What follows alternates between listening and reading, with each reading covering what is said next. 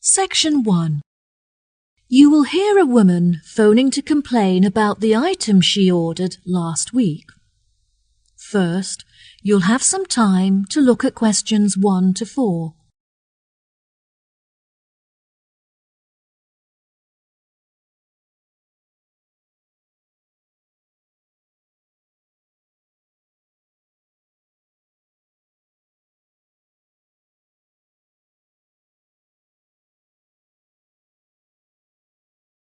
You will see there is an example that has been done for you. On this occasion only, the conversation relating to this will be played first. Hello, you are through to the complaints department at Clifton Antiques. Before we begin, I'll just need to take a few details from you. Is that okay? Yes, of course, no problem. Okay, can I please have your full name? My name is Anna Lumley. That's Anna, L-U-M-L-E-Y. Right. The name is Anna Lumley, so Lumley has been written in the space. Now we shall begin. You should answer the questions as you listen, because you will not hear the recording a second time. Listen carefully and answer questions 1 to 4. Hello, you are through to the complaints department at Clifton Antiques. Before we begin, I'll just need to take a few details from you. Is that okay? Yes, of course, no problem. Okay, can I please have your full name? My name is Anna Lumley. That's Anna, L-U-M-L-E-Y. Right, and could you give me a contact number which we can use to reach you during the week? My mobile phone number is 077-876-345. Okay, great. How can I help you today, Anna? I ordered a large number of items from you last week on the 20th of February and was expecting them to be delivered on the 27th. However, only half of the shipment has arrived. I just want to make sure that they haven't been lost in transit. Right, okay. I'm sorry for the inconvenience. Let me track the parcel and see if I can find out when you should expect to receive the rest of your items. What did you list as the delivery address? I arranged for the parcel to be delivered from your warehouse on Ardale Road to my work address at 235 Ackendale Road. What was it, sorry? 235 Ackendale Road. A-K-E-N-D-A-L-E.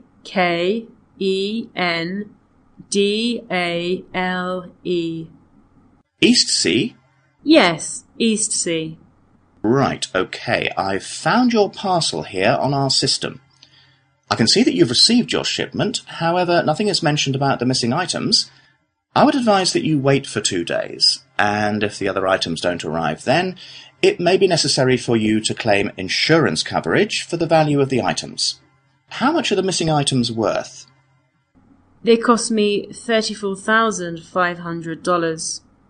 Well, the insurance company will cover you for 10% of the value, so you could claim $3,450 from them. Just fill in the form on our website, and when the loss is confirmed, you'll receive the money within 1 week. We will refund the rest of the money to you within a month, so you won't suffer a financial loss. That sounds fine. Before you hear the rest of the conversation, you have some time to look at questions 5 to 10.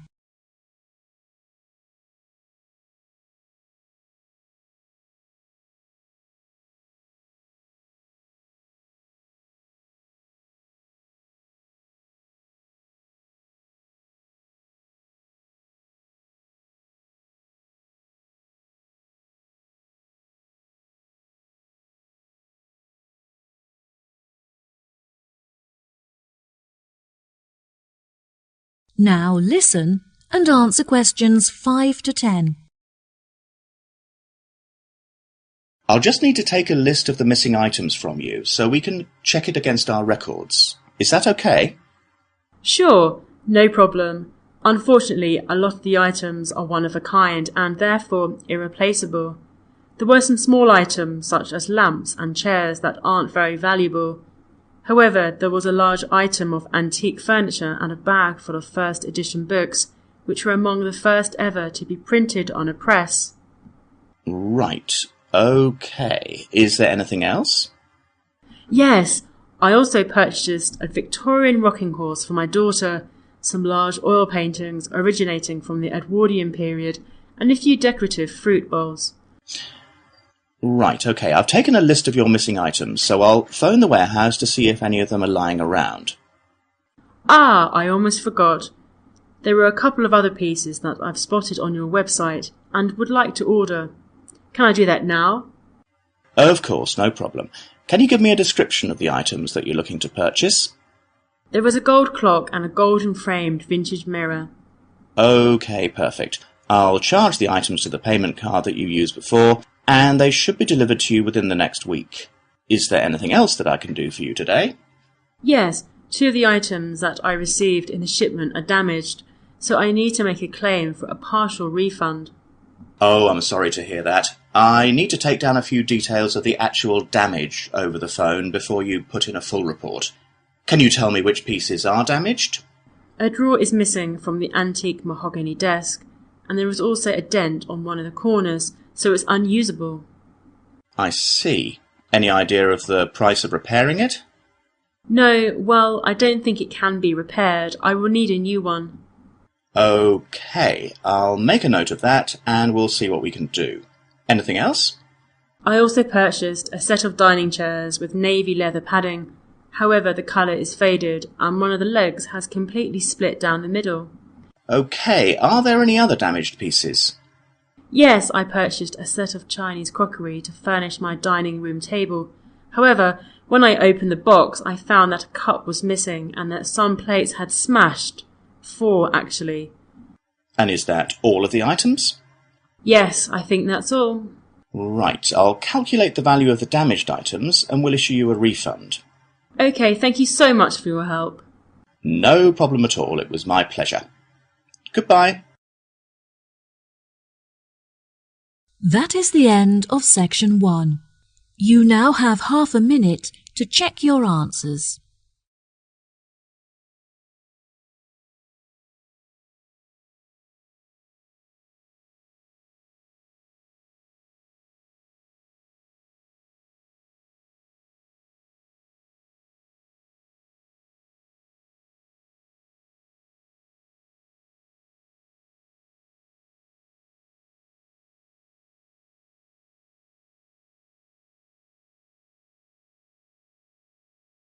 Now turn to section 2. Section 2. You will hear a tour guide introducing a resort called Mangrove Tree. First, you'll have some time to look at questions 11 to 17.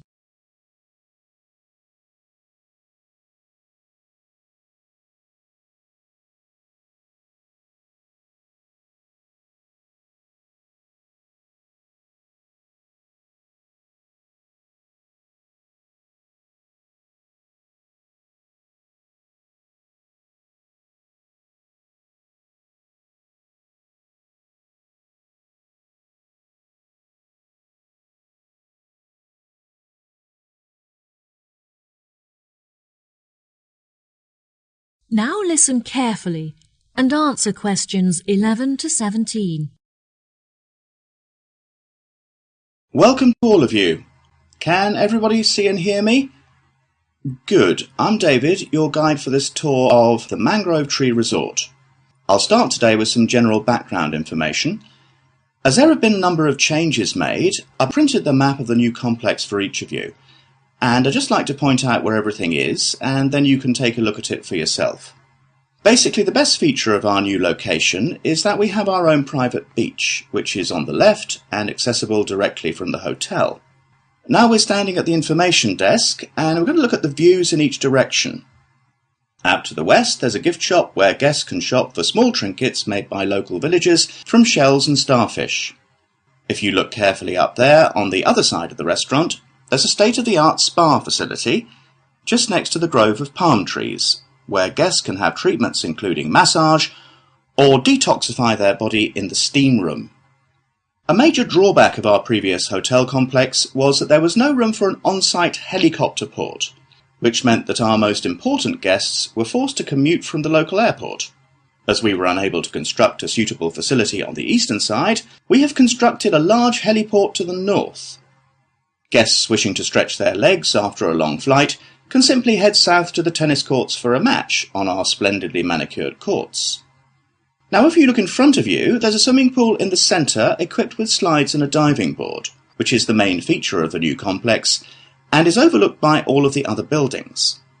We have decided to maintain the family-friendly status of our original hotel. However, from guest service, we have come to realise that parents also enjoy time to relax without having to look after their children. Therefore, we have constructed a fun play centre where parents can leave their children with a trained childminder and take some time for themselves. This facility is located just to the north of the swimming pool and is covered with a small canopy to protect the children from the sun. Many of our working guests will require access to a quiet space for work. If you direct them just south of the swimming pool, they will discover our conference centre, which comes complete with meeting rooms, offices and Wi-Fi access. In order to access the Wi-Fi network, they should simply report to the information desk, where an assistant will provide them with a personal password. This desk is situated just between the conference centre and the beach. Finally, the complex also contains a large sports centre where guests can enjoy our gym facilities and take part in sessions for yoga and pilates. Overlooking the swimming pool from the southeast, the centre offers stunning views of the entire complex and across the ocean. Before you hear the rest of the talk, you have some time to look at questions 18 to 20.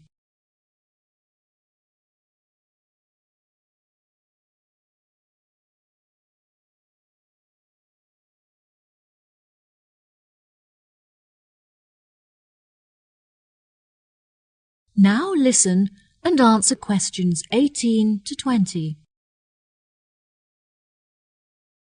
Next, I would like to discuss our new restaurant, which is run by the award-winning chef Alberto Brava. Every week he will offer a new menu of fresh seafood, such as crab and sea bass, which has been caught that day by local fishermen. The daily menu will include a range of organic meats and vegetables freshly grilled on the barbecue, served with a selection of specially prepared sauces and spices. There is no menu specifically for vegetarians. However, there will be a large range of grilled vegetables for them to choose. The hotel now has a selection of sweets to cater to our more discerning guests and provide for special occasions. As these sweets are finely decorated with furniture and paintings, they are not suitable for families with children. Our Tiki sweet is the finest of them all. It is slightly too ornate for business people, but would be perfect for couples on their honeymoon who may even have been married in the hotel. Finally, I would like to share some exciting news. Our hotel has won awards in the past for its fantastic service. However, we have just won the prestigious Green Award for our efforts in reducing our carbon footprint. The award will be proudly displayed in the restaurant facility, where it can be admired by our guests and staff alike. Well, here we are back at our starting point, the information desk. That is the end of section 2. You now have half a minute to check your answers.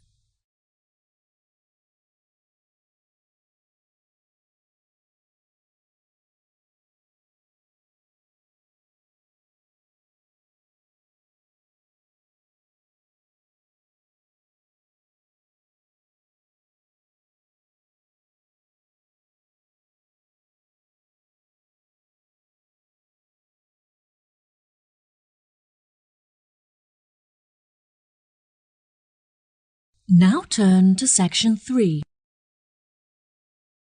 Section 3. You will hear a conversation between two students, James and Kate, talking about their studies and part-time jobs.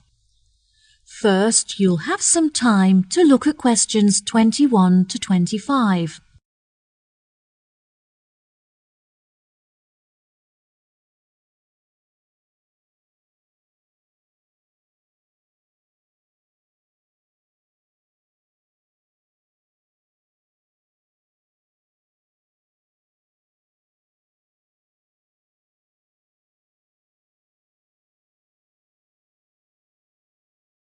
Now listen carefully and answer questions 21 to 25.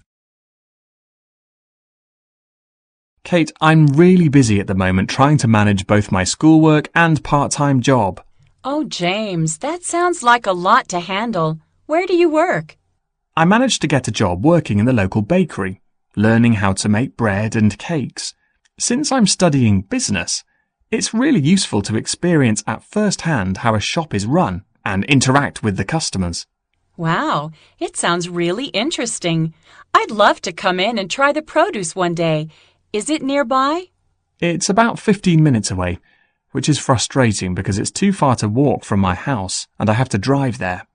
Despite the commute, my tutor recommended it to me as it's renowned in certain circles for being a very well-run and successful business. Is it a part of the Kingfisher Bakers chain? No, it's an independent family-run store, which is good because they're really supportive and eager to help me with the information I need. How do you find the theoretical aspect of the schoolwork? I find the practical work far more interesting, but my tutors are really enthusiastic and I get on well with my classmates, which makes the lessons a lot more enjoyable. Also, I recently found out that I can complete the theoretical aspects of the course within 1 year because of the practical experience I'm getting. Wow, that's great. I know, I was so relieved. I find the theory pretty hard to understand, so I was really worried about taking it for another year. Do you get assessed every term or just once at the end of each academic year? No, there's an assessment every term, which is great because it really takes the pressure off. In the first term, it's really relaxed. You conduct your own experiments on your topic of choice, and then everyone in your class assesses each other as a practical exercise. It's just a shame that practical experience doesn't count towards the grades. Yes, that's true. Anyway, enough about me. What are you studying? Oh, I'm not sure what I want to study yet, but I've been making enquiries about the English language course. Do you know what career path you're interested in following? Since Spanish is my first language, I thought that studying English would be really beneficial if I decided to apply for a job in England. I really enjoy art, and I'm very creative, but I don't think that becoming an artist is a very practical choice. I was thinking of using my passion for art in a different way, like working as a curator in an art exhibition, for example. Wow, that sounds really interesting. I think you'd be good at that. The problem is that the course is very expensive, as you have to buy materials yourself, and they don't offer any scholarships to cover expenses. I need to order a catalog of the courses on offer so I can see if there are any other modules that might perhaps be cheaper to study. Luckily, the courses don't start until September, so at least you have plenty of time to get organized. I can't believe I have to wait until September. I'm already so excited about starting. Before you hear the rest of the conversation, you have some time to look at questions 26 to 30.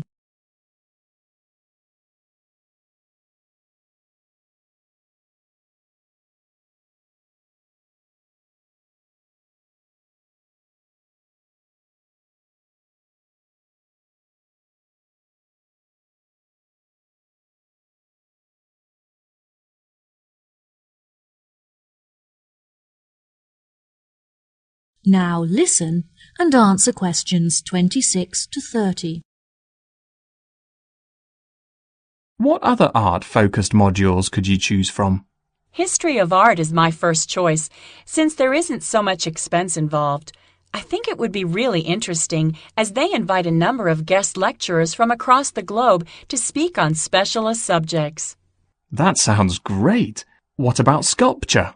Well, sculpture looked like a really suitable option at first, since it's the easiest course. But again, the utensils and materials aren't provided, so you have to spend a lot of money on supplies. I'm also considering the option of digital painting. There isn't much reading involved, and the accommodation is located inside the studio, so you would never have to worry about commuting. Commuting is such an inconvenience, so that's definitely a big advantage. What do you think of art theory? That's definitely an option for me. There are no exams, as you get assessed on your coursework and research is conducted independently, so you can work from home, which is really convenient. The only other option is photography, but I'm not so keen on that. Why not? I've just never really been interested in it, and I see it more as a medium for documentation rather than an art form. You're also required to buy one of those really expensive cameras with a digital display and micro-focus capabilities, which I can't afford. Well, let me know what course you decide on. I will. Thanks for talking it over with me. No problem. See you later. That is the end of section 3. You now have half a minute to check your answers.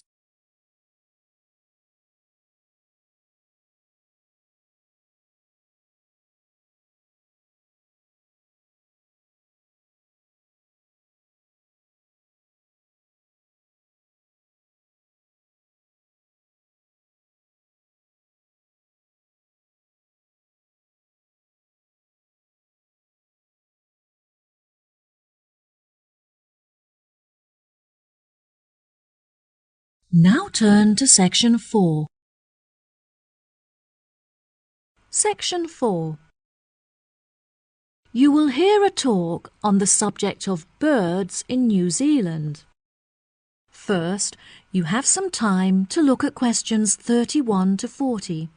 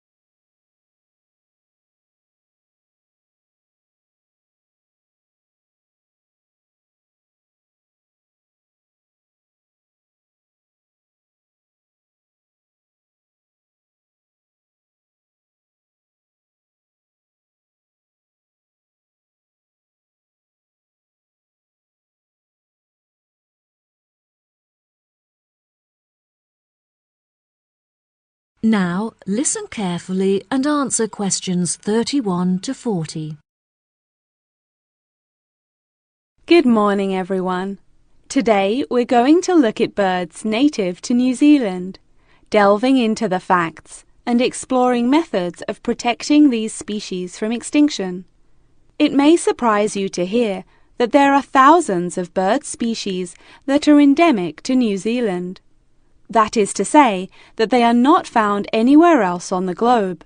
Since most of these birds live on a diet of freshly caught fish, they often nest along the coastline, or if they need to catch freshwater fish, the neighbouring river.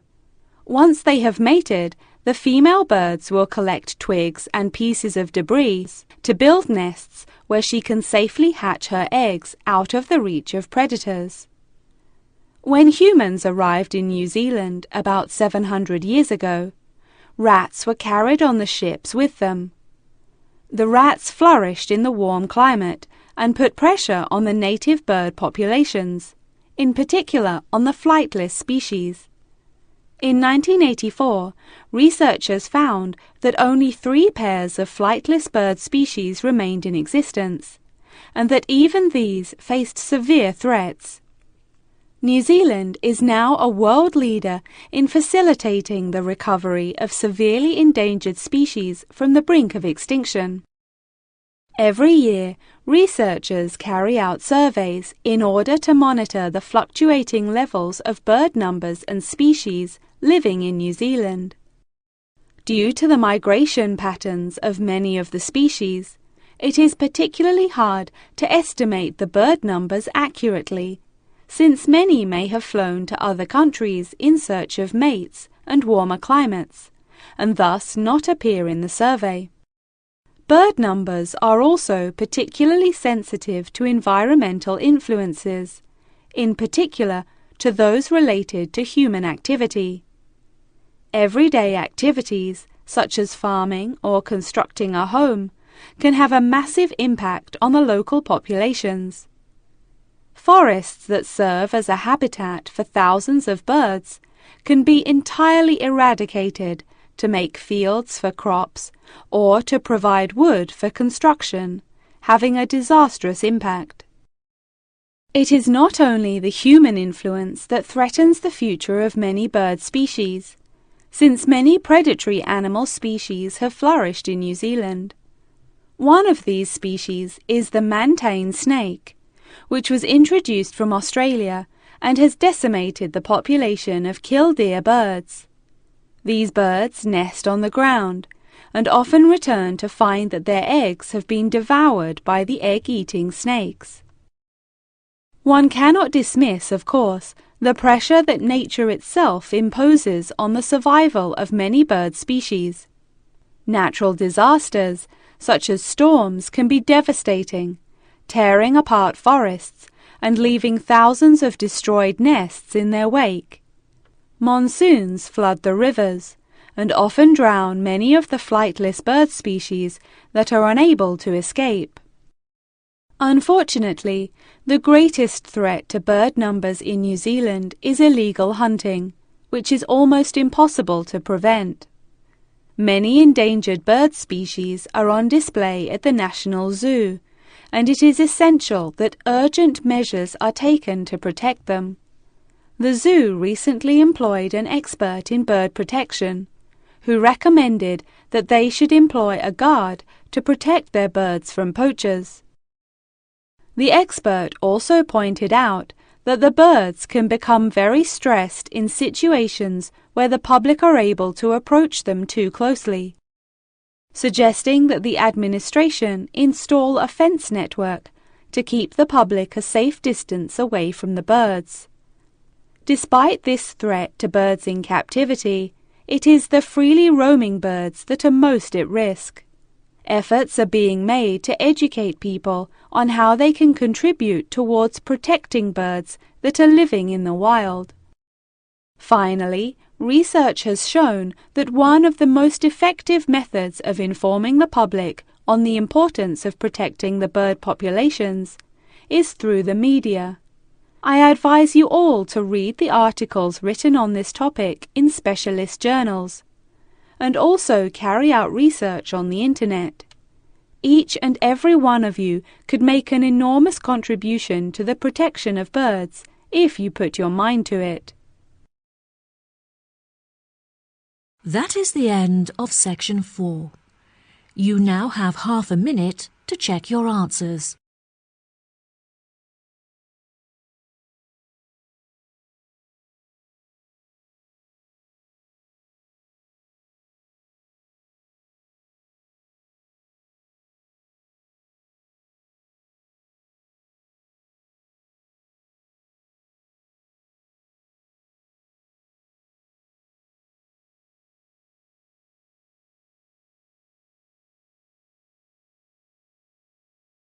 That is the end of the listening test. In the IELTS test, you will now have 10 minutes to transfer your answers to the answer sheet.